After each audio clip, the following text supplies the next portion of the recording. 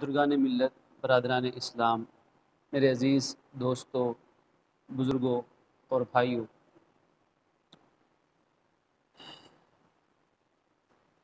آج کی نشست میں گفتگو عرض کی جائے گی اپنے کل کے حوالے سے۔ انسان کو اللہ نے سوچنے، سمجھنے، غور و فکر کرنے، منصوبہ سازی کی، محنت اور کوشش کی، اور اپنے اختیار سے کسی چیز کو اپنانے اور چھوڑنے کی صلاحیت اور طاقت اللہ نے انسان کو اس دنیا میں دی ہے۔ وہ چاہے تو اپنے اختیار سے کسی چیز کو اپنا لے اور چاہے تو اپنے اختیار سے کسی چیز کو چھوڑ دے۔ یہ اختیار اس دنیا کی مختصر سی زندگی میں انسان کو دیا ہے۔ اس اختیار کو انسان استعمال کر کے اپنے کل کی فکر اور محنت میں لگا ہوا ہے۔ ایک طالب علم اپنی محنت میں لگا ہے کہ میرا امتحان آئے گا، یہ کل کی فکر ہے۔ ماں باپ اپنی اولاد کے لیے محنت میں لگے ہوئے ہیں کہ اولاد بڑی ہوگی تو اچھی جگہ شادی بیاہ ہو جائے، اولاد اپنے پاؤں پہ کھڑی ہو جائے، یہ اولاد کے کل کی فکر ہے۔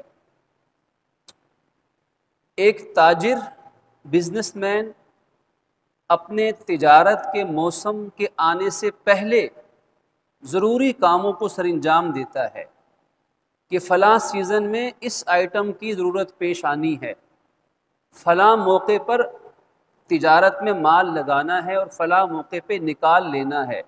وہ پیشگی منصوبہ سازی کرتا ہے، پلاننگ کرتا ہے۔ یہ اس تاجر کو اپنے کل کی فکر ہے۔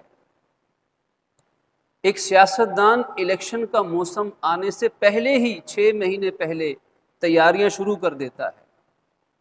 آپ کا لاہور یہ بینرز کا لباس پہن لیتا ہے، ہر جگہ بینرز، ہر جگہ پوسٹر، ہر جگہ اشتہارات۔ اس سیاستدان کو پتہ ہے کہ میں نے کل کی تیاری آج کرنی ہے۔ ایک ذمہ دار شخص ہے، ایک باغ کا مالی ہے، باغباں ہے، وہ بہار کے آنے پر پودے نہیں لگاتا، وہ موسم کے آنے سے پہلے بیج ڈالتا ہے۔ اسے پتا ہے کہ میرے ان درختوں پہ پھل کب لگنا ہے، پھل تو شاید 6 مہینے کے بعد جا کے لگے گا، شاید بہار کا موسم تو 2 مہینے کے بعد آئے گا۔ وہ پنیری آج لگا رہا ہوتا ہے کہ اپنے 2 ماہ کے بعد کے کل کی فکر انسان کر رہا ہوتا ہے۔ اولاد کی شادی کی تیاریوں میں کئی سال لگ جاتے ہیں۔ تاریخ آج طے ہوئی ہے، 6 ماہ کے بعد تیاری ہے، شادی ہے، لیکن شادی کی تیاریاں آج شروع ہو چکی ہوئی ہیں۔ یہ سب کیا ہے؟ حقیقت میں انسان کو اللہ نے دماغ، صلاحیت، اختیار، طاقت عطا فرمائی۔ انسان کل کی تیاری آج سے شروع کر رہا ہے، آج تیاری کرتا ہے، اور یہ عقل مندی بھی ہے۔ لیکن ہمارا دین اسلام ہمارے سامنے ایک حقیقت کو بیان کرتا ہے۔ وہاں تک انسان محض اپنی عقل سے، سائنس سے، تجربے سے، دنیا کے ذرائع سے انسان وہاں تک نہیں پہنچ سکتا۔ انسان کی نگاہ بس یہیں تک ہے، جو چند مثالیں دی، بس یہیں تک انسان کی نگاہ ہے، یہیں تک بصیرت ہے، یہیں تک پلاننگ ہے۔ ہمیں ہمارا دین اس سے آگے کا راستہ دکھاتا ہے، اس سے آگے کی منزل دکھاتا ہے، اور ہمیں بتاتا ہے کہ تم جن چیزوں کی فکر میں لگے ہوئے ہو اور کل کی فکر آج کر رہے ہو، ان کی ذمہ داری تو اس رب نے اس وقت لے لی تھی جب کچھ بھی نہیں تھا، جب کچھ بھی نہیں تھا۔ وَمَا مِن دَابَّةٍ فِي الْأَرْضِ إِلَّا عَلَى اللَّهِ رِزْقُهَا۔ زمین میں جتنی چیزیں بھی ہیں، انسان، جنات، فرشتے، چیونٹیاں، حشرات الارض، مچھلیاں پانیوں میں، پرندے ہواؤں میں، جہاں جو کچھ بھی ہے، سب کا رزق اللہ فرماتا ہے کہ میرے ذمے ہے، احسان کے طور پہ اللہ پہ کوئی چیز واجب یا لازم کوئی نہیں کر سکتا، اس نے اپنی رحمت سے اپنے ذمے رزق لے لیا ہوا ہے۔ کب سے لیا؟ جب کچھ بھی نہیں تھا۔ جس کل کی فکر میں انسان اپنے حقیقی کل کو بھلا دیتا ہے، اس کل کی فکر انسان، قرآن کہتا ہے کہ فکر مت کرو، ان الرزق لیطلب العبد کما یطلب اجلہ، انسان کو انسان کا رزق ایسے ڈھونڈ رہا ہے جیسے موت پیچھے لگی ہوئی ہے۔ جیسے موت آنی ہے، موت کے لیے کسی خاص جگہ پہ جا کے بیٹھیں گے تو تب موت آئے گی، ایسا نہیں ہے، جب آئے گی تو لے جائے گی، چاہے انسان کسی حالت میں ہو۔ ان النفس لن تموت حتی تستکمل رزقا، کوئی ذی روح، کوئی جاندار اس وقت تک نہیں مر سکتا جب تک اپنا رزق جو مقدر میں ہے وہ پورا نہیں کر لیتا۔ آیات پڑھیں، احادیث پڑھیں، سینکڑوں مثالیں ہیں۔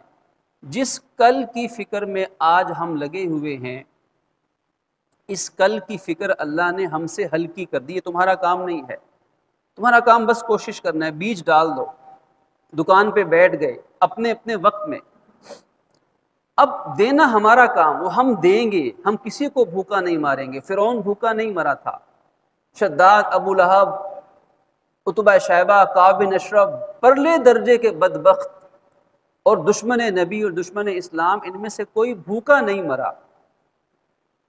نبوت کے دعوے، جھوٹے دعوے دار، خدائی کے دعوے دار۔ فرعون کہتا تھا کہ موسیٰ علیہ السلام کا جو رب ہے، معاذ اللہ یہ چھوٹا رب ہے، انا ربکم الاعلی، بڑا اور اصل رب تو میں ہوں۔ ایسے بدبختوں کو بھی اللہ نے ان سے رزق نہیں چھینا، رزق ان کو دیا ہے۔ جب ان کو دیا ہے تو تم تو اللہ کے فرما بردار، اللہ کے نبی کا کلمہ پڑھنے والے، دین پہ چلنے کی کوشش کرنے والے، تو اللہ تم سے رزق کیوں چھینے گا؟ تمہیں دے گا، یقین رکھو۔ ہمیں اصل ہماری ذمہ داری کیا لگائی کہ تم نے اگلے کل کی فکر کرنی ہے، اور وہ کل کون سا ہے؟ وہ آخرت کا کل ہے۔ آخرت کی فکر ہمارے ذمہ لگائی ہے کہ تم نے اس دنیا کی ضروریات کو پورا کرنے کے ساتھ ساتھ مقصد پہ نگاہ رکھنی ہے۔ یہ دنیا 3 سانسوں کا نام، ایک گزر گئی، ایک گزر رہا ہے، اگلا کس کو ملے کسی کو نہیں پتا۔ جو چلا گیا وہ دوبارہ کبھی لوٹ کر نہیں آئے گا، جو لے رہے ہیں کس کا مکمل ہوگا کسی کو نہیں پتا۔ انتہائی مختصر زندگی میں تمہارا کام دنیا کی ضروریات کو جائز طریقے سے پورا کرنا، لیکن اپنی ساری توجہات، اپنے سارے غم، اپنی ساری فکر، اپنی ساری کوشش یہ اپنے اس کل کے لیے استعمال کرنی ہے جو کل مرتے ہی شروع ہو جائے گا، جو کل قبر میں جانا ہے، جو کل حشر میں اٹھنا ہے، جو کل پل صراط سے گزرنا ہے، جو کل نامہ اعمال ملنا ہے۔ اپنی ساری فکر اس کل کے لیے بچا کے رکھو، اپنے کل کی فکر کر لو۔ قرآن ہمیں یہی بتلا رہا ہے، اس کل کی یاد دہانی کرواتا ہے۔ یا ایھا الذین آمنوا اتقوا اللہ ولتنظر نفس ما قدمت لغد، اے ایمان والو اللہ سے ڈرو۔ پہلی ہدایت تو یہ دی ہے، اور پھر ذرا حساب و کتاب لگاؤ۔ ولتنظر کا مطلب ہے، ولتنظر کا مفہوم یہ ہے کہ ذرا تنہائی میں بیٹھ کر ذرا اعداد و شمار تو کر لو، ذرا انالیسس کر لو، ذرا حساب و کتاب تو لگاؤ کہ تم نے اپنے اس کل کے لیے، جو کل قبر ہے، حشر ہے، پل صراط ہے، نامہ اعمال ہے، جنت دوزخ ہے، اس کل کی پیشی کے لیے تم نے آج تک کیا کیا ہے، کیا کھویا کیا پایا، ذرا حساب و کتاب لگاؤ۔ ولتنظر، ذرا غور و فکر کرو، ذرا اپنا احتساب خود کرو، اس وقت کے آنے سے پہلے کہ جس وقت اللہ احتساب کرے گا۔ اپنا احتساب خود کر لو، ذرا حساب لگاؤ، اس کے لیے تم نے دنیا میں ابھی تک کیا کیا ہے، اتنی زندگی گزر گئی ہے۔ ما قدمت لغد، غد کے معنی آئندہ آنے والا کل، اور یہاں آئندہ آنے والے کل سے مراد کل کا دن ہفتہ نہیں، اگلا مہینہ نہیں، اگلا سال نہیں، بلکہ مراد ہے مرنے کے بعد کی زندگی ہے۔ اس دنیا کے کل کی ذمہ داری تو اللہ نے لے لی ہے۔ قرآن کہتے ہیں شیطان تمہیں اس دنیا کے کل میں ایسا الجھائے گا کہ اصل کل بھلا دے گا۔ دنیا میں ایسے لگ جاؤ گے کہ جو ذمہ داری اللہ نے لی تھی تم اسی ذمہ داری میں گھل جاؤ گے۔ تمہاری ساری صلاحیت، روپیہ، پیسہ، سوچ، فکر، وقت، زندگی اس کام میں لگ رہا ہوگا جس کام کی ذمہ داری اللہ نے اپنے ذمہ لی ہوگی۔ اور جو بندے کو کہا تھا کہ تم نے اس کی تیاری کرنی ہے، تمہارے نام اعمال کا حساب و کتاب، نام اعمال ملنے کا مرحلہ آئے گا، وہ ذمہ داری انسان کہتا ہے اس کے لیے دعا کرو۔ اگر دکان پہ بیٹھنے کی باری آئے تو 20 گھنٹے بھی دکان پہ بیٹھنے کے لیے انسان تیار ہوگا کہ اپنے بچوں کے لیے رزق کمانا ہے۔ لوگ ملک سے باہر کمانے کے لیے جاتے ہیں، 10 سال واپس نہیں آ سکتے۔ کتنے لوگ دنیا سے اٹھ گئے، کتنی غمی خوشی کے مرحلے خاندانوں پر آئے، لیکن کہتے ہیں ہم کما رہے ہیں، یہاں بھیج تو رہے ہیں۔ دنیا کی فکر میں انسان 10 سال اپنے قریبی رشتہ داروں کی جدائی برداشت کر رہا ہے، لیکن نماز پڑھ لو، حج فرض زندگی میں کر لو، زکوٰۃ فرض ہے سال کے سال ادا کر دو، تو کہا جاتا ہے بس دعا کرو اللہ توفیق دے دے۔ یعنی عملی کوشش، اس کل کی عملی فکر نہیں ہے۔ عملی اس کے لیے کوئی پلاننگ کرنا، کوئی سوچنا، کوئی غور و فکر کرنا، کیا کھویا کیا پایا، وَلْتَنْظُرْ پر عمل نہیں ہے کہ اگر آج اللہ کا حکم آ جائے تو اسے کوئی ٹال نہیں سکتا، اسے کوئی روک نہیں سکتا۔ لا يستقدمون ولا يستأخرون، ایک ساعت و ایک لمحہ بھی آگے پیچھے نہیں ہوگا۔ اگر اللہ کے حضور مجھے آج بلا لیا جائے، میری موت کا فیصلہ اگر آج آ جائے، میرا پروانہ فرشتوں کو تھما دیا جائے، تو آج اگر میں مر جاؤں تو میں اپنے رب کے حضور کیا لے کر جاؤں گا؟ یہ اس کل کی فکر ہے۔ میں نے کل اپنی آخرت کے لیے میں نے آج کیا تیار کیا ہے، کتنے نیک اعمال کیے ہیں، کتنے فرض ادا کیے ہیں، کتنے واجبات اور فرائض ایسے ہیں جو ابھی تک ادا نہیں کر سکا، کیا وصیت لکھی ہے۔ اللہ کے نبی صلی اللہ علیہ وسلم ہمیں اپنے اس کل کی فکر دلاتے ہیں اور فرمایا کہ کسی بندے مومن کے لیے یہ بات نامناسب ہے کہ 3 دن گزر جائیں اور اس کی وصیت لکھی ہوئی اس کے سرہانے نہ پڑی ہو۔ 3 دن تک تاخیر جائز نہیں کسی مسلمان کے لیے۔ 3 دن کے اندر اندر سارے اپنے ایسٹس کا، اپنے معاملات کا، لین دین کا، خرید و فروخت کا، سب چیزیں اپنے پاس وصیت بنا کے لکھ لے اور اپنے سرہانے اس کو رکھے، تاکہ اسے بھی کل یاد آئے، اور اگر اس کل کو یہ نہ ہو تو دنیا والوں کو، پیچھے رہ جانے والوں کو اس کی وصیت لکھی ہوئی موجود مل جائے۔ وہ وراثت کے معاملات میں آپس میں جھگڑتے نہ رہیں، کل کو سارے مسائل حل ہو جائیں۔ اس کے ذمے کچھ قرض باقی ہے تو وہ لکھا ہوا ہو اور وارثین ادا کر سکیں، یہ نہ ہو کہ قرض لے کے دنیا سے چلا جائے، بوجھ لے کر اللہ کے حضور پیش ہو جائے، کسی کو پتہ ہی نہیں کہ اس کے ذمے اتنا قرض تھا، اور آخرت میں دینا پڑ جائے۔ اس لیے اپنے کل کی فکر کیجیے۔ قرآن ہمیں سارے مقامات پہ یہی یاد دلاتا ہے، اور ایک حقیقت یہ بھی بتلاتا ہے کہ دیکھو، ایک خیال اپنے دل میں بٹھاؤ کہ جو کچھ آج تم دنیا میں کر رہے ہو، تمہارا رب تمہاری ہر چیز کو دیکھ رہا ہے، ہر چیز کو جانتا ہے۔ کوئی تمہارا قول، کوئی فعل، کوئی خیال ایسا نہیں کہ جو رب کے علم میں نہ ہو۔ ہر ایک کی ڈائری لکھی جا رہی ہے، ہر ایک کی ویڈیو ریکارڈ کی جا رہی ہے، ہر ایک کی آڈیو بھی ریکارڈ کی جا رہی ہے، ہر چیز ریکارڈ کا حصہ بنتی چلی جا رہی ہے۔ تمہارے دلوں میں آنے والے خیالات، تمہاری نگاہیں جو دیکھتی ہیں، تمہارے کان جو سنتے ہیں، تمہاری زبانیں جو بولتی ہیں، تمہارے دماغ جو سوچتے ہیں، اور تمہارے حلق سے جو چیز نیچے اترتی ہے، تمہارے پیٹ اور معدے میں جا کے جسم کا حصہ بنتی ہے، تمہارے ایک ایک قدم کے نشانات بھی اللہ محفوظ کرتا چلا جا رہا ہے۔ ہم لکھتے چلے جا رہے ہیں۔ قرآن میں کہا ایک نہیں سینکڑوں آیات ہیں، ہم لکھتے جا رہے ہیں۔ ایک ایک قدم، ہم مسجد میں آئے، ہم گھر گئے، ہمارا ایک ایک قدم جس زمین کے حصے پر پڑا، ہمارے قدم کے نشانات قرآن کہتا ہے وَآثَارَهُمْ، تمہارے آثار نشانات قدم بھی اللہ محفوظ کر رہا ہے۔ ایک جملہ بول دیا، بول کے چلے گئے، چاہے وہ اچھا جملہ تھا، کوئی خیر کی بات تھی خدا نخواستہ، یا شر کی بات تھی، اب ہوا میں وہ جملہ چلا گیا، اب وہ ہوا میں ہوا نہیں ہو گیا۔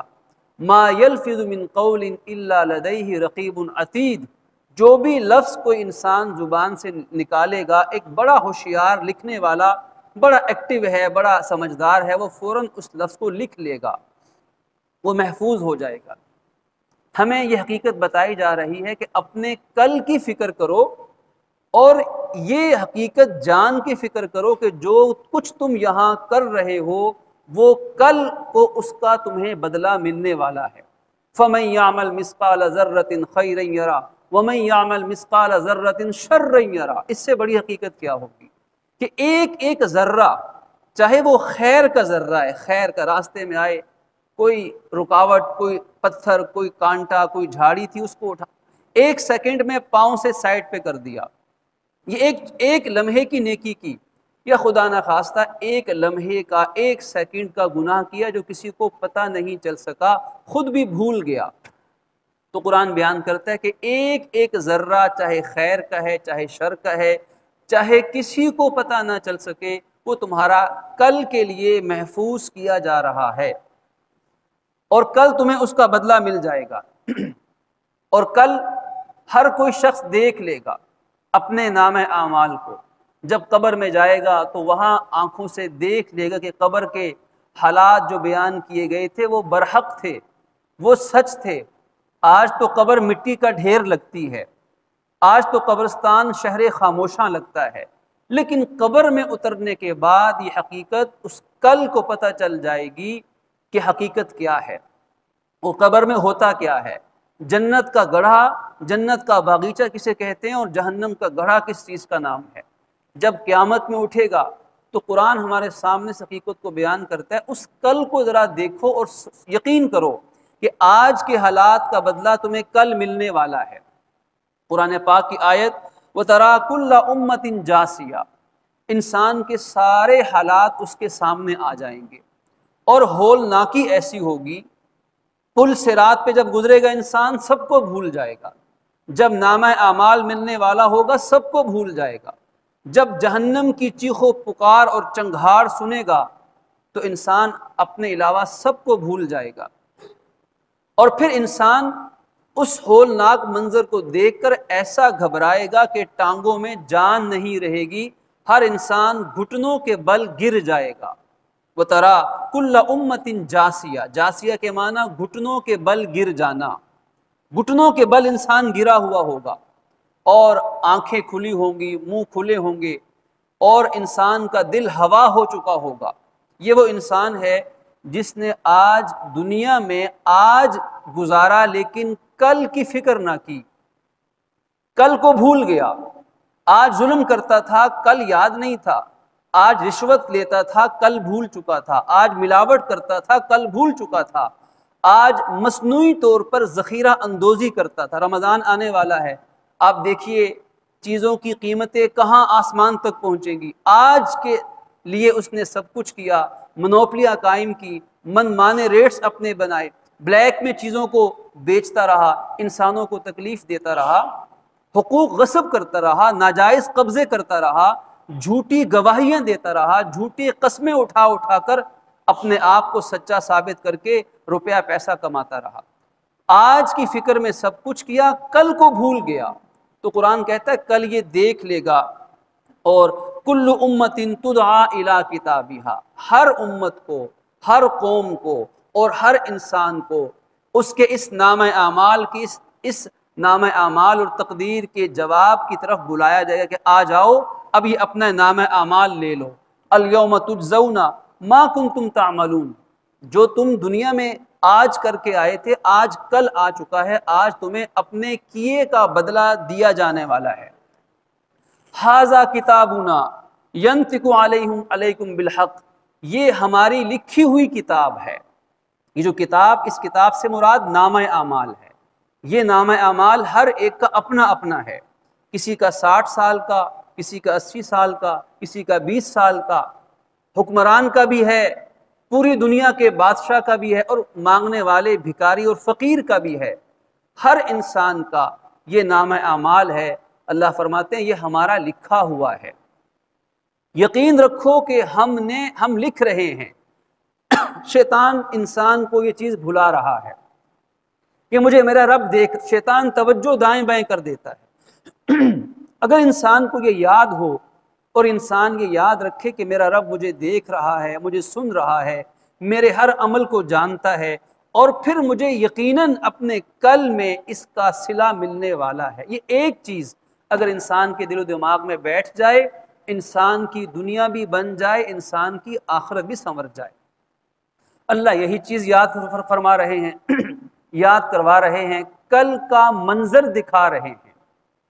یہ منظر کشی ہے، انسان اپنے دل اور اپنے ایمان کی نگاہ سے اس اپنے کل کے منظر کو آج دیکھ سکتا ہے۔ وَلْتَنْظُرْ نَفْسٌ مَا قَدَّمَتْ لِغَدٍ، اپنے کل پہ نگاہ ڈالو اور آج اس کے بارے میں فیصلہ کرو، آج اس کے بارے میں غور و فکر کرو۔ اور فرمایا ہماری یہ کتاب ہے جو ہم سچائی کے ساتھ لکھیں گے، اس میں کوئی گڑبڑ نہیں ہوگی، کوئی اس میں غلطی نہیں ہوگی، کوئی پروف کی مسٹیک نہیں ہوگی، کوئی کمپوزنگ کی غلطی نہیں ہوگی، کوئی اس میں اپنی طرف سے غلطی سے یا جان بوجھ کر کوئی زیادتی ظلم نہیں کرے گا۔ اور دیکھو آج غور کرو، دنیا میں ہم نے کہا تھا کہ ایک نیکی کرو گے تو ایک کا بدلہ 10 بھی دیں گے، 70 بھی دیں گے، 700 بھی دیں گے، بے حساب بھی دیں گے۔ آج وہ بدلہ تمہیں مل چکا ہے، ذرا غور کر لو۔ اور گناہ کرو گے تو ایک گناہ کے بدلے میں ایک ہی لکھیں گے، 2 بھی نہیں لکھیں گے۔ اب تم نے کل نیکیاں بھی کی اور بدیاں بھی کی، اور آج تمہیں اس کا نام اعمال مل رہا ہے۔ اب جو خوش نصیب ہوگا اس کا نام اعمال دائیں ہاتھ میں ہے، سامنے کی طرف سے ہے، وہ رزلٹ کارڈ بڑے اچھے اعزاز کے ساتھ ہے کہ یہ لو اپنا نام اعمال اور تم ہو گئے ہو کامیاب، یہ تمہارا جنت میں مقام۔ ماں باپ بھی دیکھ رہے ہیں، سارے دنیا کے انسانوں کے سامنے یہ اعزاز اس کو نصیب کیا جا رہا ہے۔ اللہ ہم سب کو بھی اپنی رحمت سے نصیب فرما دے۔ اور دوسرا شخص وہ ہے جس نے اپنے کل کی فکر نہیں کی تھی، اس نے بس آج کی اس دنیا کی ہی فکر کی تھی، اپنی بھی کی، اولاد کی بھی کی، خاندان کی بھی کی، لیکن کل کی فکر نہیں کر سکا۔ قرآن کہتا ہے اس کا نام اعمال اس کو پیٹھ پیچھے سے دیا جائے گا، یا معاذ اللہ الٹے ہاتھ میں دیا جائے گا۔ جب یہ نام اعمال اس کو ملے گا، اسے پڑھے گا، کہے گا کہ ما لی ھذا الکتاب، یہ عجیب نام اعمال ہے، یہ عجیب رزلٹ کارڈ ہے، لا یغادر صغیرۃ ولا کبیرہ، اس نے میری تو کوئی چھوٹی بڑی بات چھوڑی ہی نہیں ہے۔ میں تو آخرت کو بالکل بھول چکا تھا کہ آخرت بھی کوئی چیز ہوتی ہے، مرنے کے بعد کی بھی زندگی بھی کوئی زندگی ہے، لیکن اس کتاب نے تو میری پوری زندگی کی پوری تاریخ، ہر چیز یہاں لکھ دی ہے۔ انسان انکار کرے گا، یا اللہ میں نے یہ کام نہیں کیے۔ قرآن کہتا ہے انسان وہاں بھی جھوٹ بولے گا، منکر ہو جائے گا۔ اس کے دل میں آخرت کا انکار اتنا پختہ تھا، یہ دنیا پہ اتنا مر مٹ چکا تھا کہ آخرت میں پہنچ کر بھی کہے گا یا اللہ کوئی گناہ نہیں کیا۔ اب اللہ تو جانتا ہے کہ اس نے کیا ہے، فرشتوں نے بھی لکھا ہے، سب کچھ ٹھیک ہے، لیکن انسان کو اللہ قرآن میں فرماتے ہیں اس آخرت اور کل کے بارے میں کہ دیکھو جب انسان انکار کرے گا تو اللہ زبان کو بند کر دے گا، زبان بولنا چھوڑ دے گی، اور اس کے ہاتھ پاؤں بولنا شروع ہو جائیں گے۔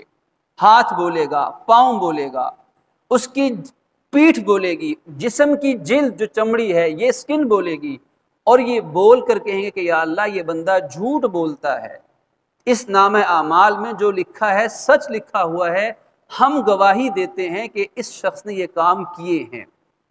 زبان پھر بولے گی اور کہے گا حیران ہو کر کہ اے میرے جسم کے اعضاء، آج تم میں بولنے کی طاقت کہاں سے آ گئی ہے؟ پھر زبان بند ہو جائے گی۔ قرآن کہتا ہے کہ جسم کے اعضاء بولیں گے، کہیں گے، اس انسان کو خود ہی جواب دیں گے، اپنے جسم کے اعضاء اس کو خود ہی جواب دیں گے کہ آج ہمیں اس ذات نے بولنے کی طاقت دی ہے جس نے ہر چیز کو بولنے کی طاقت عطا فرمائی۔ تو حیران کیوں ہوتے ہو؟ یہ زبان بھی تو گوشت کا چھوٹا سا ٹکڑا ہی تو ہے، یہ زبان اگر بول سکتی ہے تو ہاتھ کیوں نہیں بول سکتا؟ یہ بھی جسم کا حصہ ہے۔ تو جس رب نے زبان کو بولنے کی طاقت دی، وہی رب چاہے گا تو ہاتھ بھی بولیں گے، زمین کا ٹکڑا بھی بولے گا، ظلم جو کیا اس ظلم کے تمام گواہ بولیں گے، وہ تمام چیزیں بولیں گی جن کو اللہ بلوانا چاہے گا۔ تو اللہ آج ہمیں باخبر کر رہا ہے کہ اپنے اس کل کی فکر کرو، دنیا کی ذمہ داری میرے سپرد ہے، میں تمہیں دوں گا، میرے بندے بن جاؤ تو باعزت بابرکت دوں گا، لیکن تمہارا کام اس کل کی فکر کرنا ہے۔ اب اس کل کی فکر کیسے کی جائے؟ اس کل کی فکر میں اور آپ کیسے کی جائیں؟ تو اس کا ایک جواب تو ہے کہ دین اسلام کو، سنت نبوی کو، اسوہ حسنہ کو اپنانے کی فکر اور کوشش کرنا۔ سیرت نبوی صلی اللہ علیہ وسلم کو اپنانا اصل میں اپنے کل کی فکر کرنا ہے۔ اور دوسرا جواب اس کا ایک اصول، اس سیرت نبوی کا، دین اسلام کا ایک اصول ہمیں عطا فرمایا کہ اپنے کل کی فکر کیسے کرنی ہے۔ وہ ایسے کرنی ہے، فرمایا کہ ان تعبد اللہ کأنک تراہ فإن لم تراہ فإنہ یراک، او کما قال، کہ تم ہر زندگی کا کام، چاہے وہ عبادت ہے، چاہے وہ تجارت ہے، چاہے وہ اہل خانہ کے ساتھ وقت دینا ہے، چاہے کسی کے ساتھ دوستی یا دشمنی ہے، وہ اپنی زندگی کا وقت ایسے گزارو کہ یہ سوچ کر کہ تم اللہ کو دیکھ رہے ہو، یہ سوچ کر گزارو کہ تم اللہ کو دیکھ رہے، اللہ تمہارے سامنے ہے۔ اور اگر تم یہ نہ کر سکو تو کم از کم یہ کرو کہ اللہ تو تمہیں دیکھ رہا ہے، فإنہ یراک، کم از کم یہ سوچو کہ اللہ تو تمہیں دیکھ رہا ہے۔ اگر یہ خیال آج میرے اور آپ کے، ہم سب کے دل میں بیٹھ جائے کہ ہم جو کام بھی کریں یہ سوچ کر کریں کہ ہمارا رب ہمیں دیکھ رہا ہے، ہمیں سن رہا ہے، ہمارے ہر کام کو جانتا ہے، تو انشاءاللہ پھر انسان کی یہ زندگی ایسی بہترین گزرے گی کہ انسان دو جہاں میں انشاءاللہ کامیاب ہو جائے گا۔ یہ شعبان کے چند دن ہیں، ان دنوں کے اندر اس کی مشق کی جائے۔ انشاءاللہ ماہ سیام، ماہ رمضان آنے والا ہے، اس رمضان کے لیے بھی اپنی ذہنی عملی تیاری، نیت، ارادہ اور کوشش انشاءاللہ ایسی رکھی جائے کہ اللہ پاک ہمیں اس آنے والے دنوں کو اپنے کل کے لیے ذخیرہ اور قیمتی بنانے کی توفیق عطا فرمائیں۔ اور آخری گزارش یہ ہے کہ انشاءاللہ آج سے نمازیں ہم، کل سے بلکہ یہ سلسلہ شروع ہو چکا ہے کہ جب تک عارضی طور پر حالات ناگوار ہیں اور وبائی مرض کے پھیلنے کا خدشہ ہے، تب تک ہم سماجی فاصلہ بھی رکھیں، ماسک کا بھرپور استعمال کریں، مسجد میں تشریف لائیں تو اپنی جائے نماز کا خیال، جائے نماز ساتھ لے کر آئیں، وضو گھر سے کر کے تشریف لائیں، اور اگر گھر میں جا کے سنت نوافل پڑھنا ممکن ہو تو گھر میں جا کے ادا کرنے کی کوشش کی جائے، اور دعا بھی فرمائیں کہ اللہ رب العزت اپنی رحمت سے، اپنے فضل سے ہمیں دنیا اور آخرت کی ہر آزمائش سے محفوظ فرمائیں۔ وآخر دعوانا ان الحمد للہ رب العالمین۔